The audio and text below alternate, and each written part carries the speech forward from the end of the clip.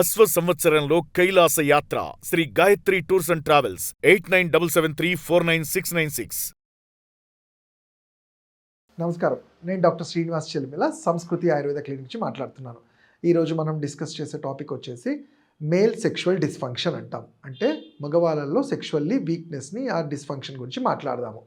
అయితే మనం చూసుకుంటే మగవాళ్ళ ఫేజ్లో టీనేజ్ నుంచి 60-70 ఇయర్స్ వరకు కూడా మగవాళ్ళు చాలా సెక్షువల్లీ యాక్టివ్గా ఉంటారు.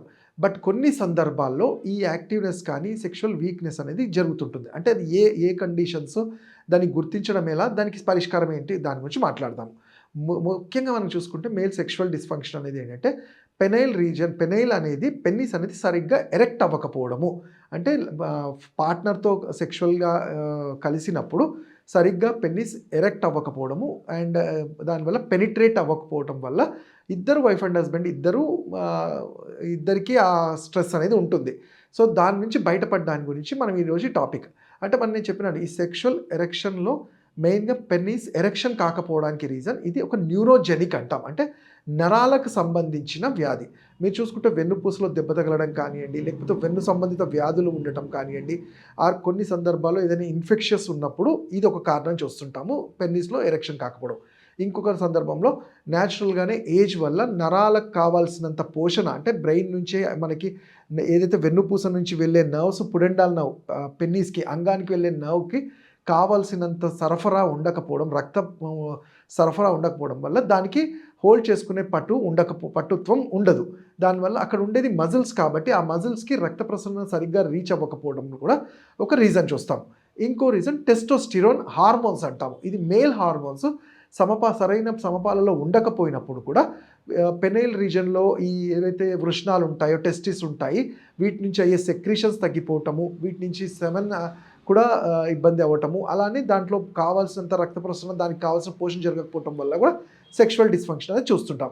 ఇవి కాకుండా కొన్నిసార్లు మానసిక ఒత్తిడి అంటాము, స్ట్రెస్ఫుల్ కండిషన్స్, అంటే నిద్ర సరిగ్గా లేకపోవడము, చాలా వర్క్ స్ట్రెస్ అనుకోనియండి, లేకపోతే కొన్ని సందర్భాల్లో మనిషి తెలియకుండానే అనవసరమైన వాటికి కూడా గాబరా పడిపోయి కొన్ని కావాలని తెచ్చుకున్న వాటికి స్ట్రెస్ఫుల్గా ఫీల్ అవుతుంటాడు. ఇలాంటి కండిషన్స్లో కూడా నరాల మీద పట్టు తగ్గిపోయి అది సెక్షువల్గా ఎంజాయ్ చేయలేకపోవడం చూస్తుంటారు. ఇవన్నీ కాకుండా ఇంకొక కండిషన్ ఏంటంటే న్యూట్రిషనల్ డిఫిషియన్సీ అంటాం. అంటే తీసుకునే ఫుడ్లో సెలీనియం అని కానివ్వండి, విటమిన్స్ అనేవి, మినరల్స్ అనేవి మన ఫుడ్లో సరిగ్గా ఉండకపోతే కూడా ఆ పోషకాహార లోపం వల్ల కూడా మనకి నరాలు అనేవి దెబ్బతిని తద్వారా ఈ సెక్షువల్ ఎరెక్షన్స్ అనేవి కూడా దెబ్బతింటుంటాయి.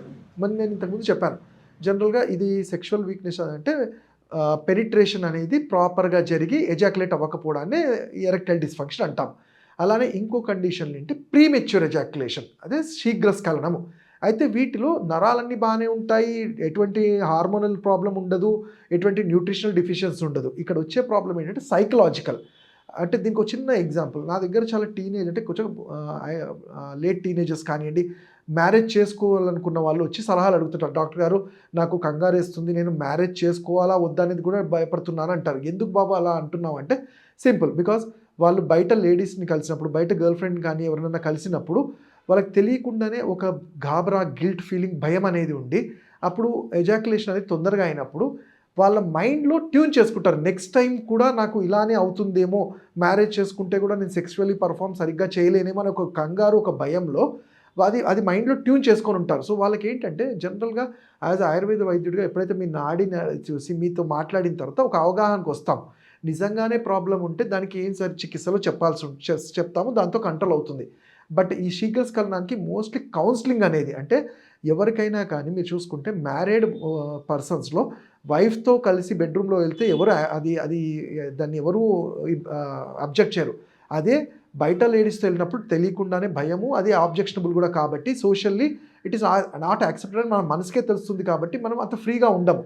సో ఇలాంటి కౌన్సిలింగ్తో పాటు మగవాళ్ళలో నిజంగానే వాళ్ళ హార్మోనల్ ప్రాబ్లం ఉందా, ఇతరత్ర ఏమన్నా ప్రాబ్లమ్స్ ఉన్నాయా అని తెలుసుకొని దానికి సరైన కౌన్సిలింగ్తో పాటు సరైన ఔషధాలు ఆయుర్వేదంలో నిజంగానే సెక్షువల్ డిస్ఫంక్షన్ ఉంది, ఎరెక్టల్ డిస్ఫంక్షన్ ఉంది, అది నరాల బలహీనత, రక్త ప్రసరణ లేదు, మానసిక ఒత్తిడి ఉంది, అండ్ ఎస్పెషల్లీ షుగర్ వాళ్ళల్లో చూసుకుంటే, డయాబెటిక్ వాళ్ళల్లో మోర్ దెన్ 4 years 5 years ఉన్న షుగర్ వాళ్ళల్లో ఈ నరాలన్నీ వాటికి పట్టు ఉండదు, వాటి చచ్చిపడిపోవడం అంటాం. అంటే అసలు యాక్టివేషన్ ఆక్సిజనేషన్ లేక ఎస్పెషల్లీ ఈ సెక్షువల్ వీక్నెస్ అనేది డయాబెటిక్ వాళ్ళలో చాలా ఎక్కువ చూస్తుంటాం. వాళ్ళకి చెప్పేది ఒకటే, మీరు దానివల్ల భయపడిపోవాల్సిన అవసరం లేదు. షుగర్ లెవెల్స్ కంట్రోల్ చేసుకుంటూ ఆయుర్వేద చికిత్సలైన రసాయన వాజీకరణ చికిత్సలు అనేది ఎప్పుడో చెప్పబడ్డాయి. ఇవి మేము ప్రాక్టికల్గా మేము చేస్తూ కూడా ఉన్నాము.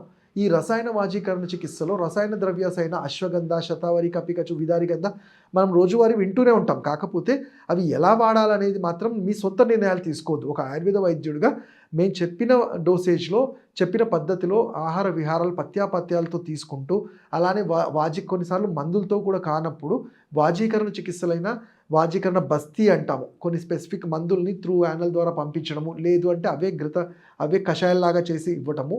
వీటన్నిటి వల్ల ఏమవుతుందంటే రక్త ప్రసరణ, ఎస్పెషల్లీ ఎక్కడ మన అంగానికి వెళ్ళే రక్తం అనేది ఆక్సిజనేట్ బాగా పెంచి రక్తం బ్లడ్ ఫ్లో అనేది మంచి సక్రమంగా జరిగి ఎరెక్షన్ ప్రాపర్గా అయ్యి శీఘ్రస్ఖలనాన్ని కంట్రోల్ చేయడానికి, ఈ మానసిక ఒత్తిడి ఇవన్నీ తగ్గించడానికి శిరోధార అని కానివ్వండి, మానసమిత్రవటి అని కానీ ఇవి ఔషధాలు, చికిత్సలు చెప్పబడతాయి.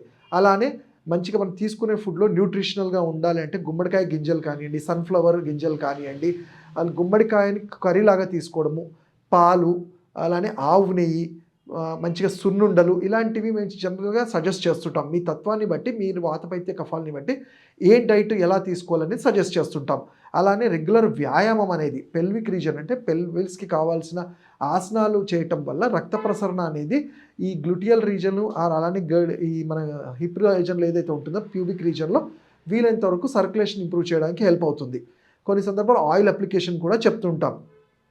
అలానే నిద్ర అనేది కూడా చాలా ముఖ్యం. నిద్ర సరిగ్గా పట్టడానికి బ్రాహ్మీ వటి, మానసమిత్ర అనేది కూడా సజెస్ట్ చేస్తుంటాం. వీటన్నిటి గురించి మీరు ప్రాపర్గా సెక్షువల్గా ఇలా వీక్నెస్ ఉందని భయపడకుండా ఆయుర్వేద వైద్యుడిని కన్సల్ట్ చేసి మంచి చికిత్సలు, ఔషధాలు తీసుకొని, కాకపోతే ఇవి ఏంటంటే ఇంత చెప్పినంత మాత్రాన ఇది 1-2 రోజుల్లో అయ్యేవి కాదు.